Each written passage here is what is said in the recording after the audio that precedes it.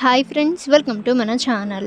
Friends, ఈరోజు వీడియోలో కరివేపాకు మొక్కను మన ఇంట్లో పెంచుకోవచ్చా లేదా, సో ఆల్రెడీ మన ఇంట్లో ఉంటే ఆ మొక్కను ఎలా చూసుకోవాలి, అలాగే కరివేపాకు మొక్క యొక్క ఉపయోగాలు ఈ వీడియోలో మనం చూద్దాము.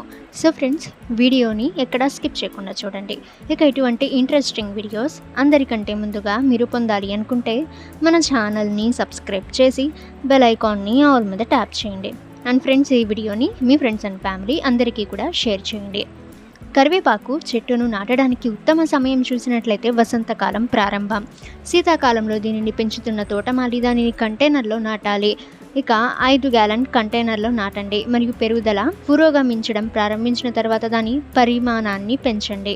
ఇక ఫ్రెండ్స్, పూర్తి ఎండలో చెట్టు బాగా పెరుగుతుంది. అయితే ఎదుగుదల దశలో ఉన్నప్పుడు మధ్యాహ్నం ఎండలో ఎక్కువసేపు ఉంచవద్దు. ఒకసారి స్థాపించిన తర్వాత ఆందోళన చెందాల్సిన అవసరం లేదు. ఇక ఫ్రెండ్స్, మట్టి ఏది అని చూసినట్లయితే కరివేపాకు మొక్క ఏ రకమైన నేలలోనైనా పెరుగుతుంది. అయినప్పటికీ బాగా ఎండిపోయే నేల మరియు సారవంతమైన మాధ్యమంలో నాటండి. ఇక నీటి గురించి మాట్లాడినట్లయితే మొక్క ఎదుగుదల దశలో ఉన్నప్పుడు క్రమం తప్పకుండా నీరు పెట్టండి. 3 నుంచి 4 నెలల తర్వాత మట్టి ఎండిపోవడాన్ని మీరు చూసినప్పుడు దానికి నీరు పెట్టండి. మొక్క పక్వానికి వచ్చినప్పుడు ఎక్కువ నీరు పెట్టాల్సిన అవసరమైతే లేదు. ఇక ఫ్రెండ్స్, వాస్తు ప్రకారం పశ్చిమం చంద్రుని దిశ అని నమ్ముతారు.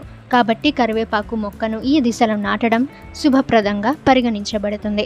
అదనంగా కరివేపాకు మొక్కను మీ ఇంటి లోపల లేదా మీ ఇంటి తోటలో ఉంచడం వల్ల ప్రతికూల శక్తిని తొలగించి ఇంటికి అదృష్టం, సానుకూలత మరియు సంపద లభిస్తాయని చెబుతారు. అంటే ఫ్రెండ్స్, మీ ఇంట్లో లేదా మీ యొక్క గార్డెన్లో ఈ కరివేపాకు మొక్కను మీరు పెంచడం వల్ల మీ ఇంట్లో ఉన్న నెగిటివ్ ఎనర్జీ అనేది వెళ్ళిపోయి పాజిటివ్ ఎనర్జీ అయితే నింపుతుంది. ఓకే ఫ్రెండ్స్, ఈ ఇన్ఫర్మేషన్ మీకు యూజ్ అయితే వీడియోని లైక్ చేయండి. ఇక ఫ్రెండ్స్, ఇటువంటి ఇన్ఫర్మేటివ్ వీడియోస్ అందరికంటే ముందుగా మీరు పొందాలి అనుకుంటే మన ఛానల్ని సబ్స్క్రైబ్ చేసి బెల్ ఐకాన్ని ఆల్ మీద ట్యాప్ చేయండి. అండ్ ఫ్రెండ్స్, ఈ వీడియోని మీ ఫ్రెండ్స్ అండ్ ఫ్యామిలీ అందరికీ కూడా షేర్ చేయండి.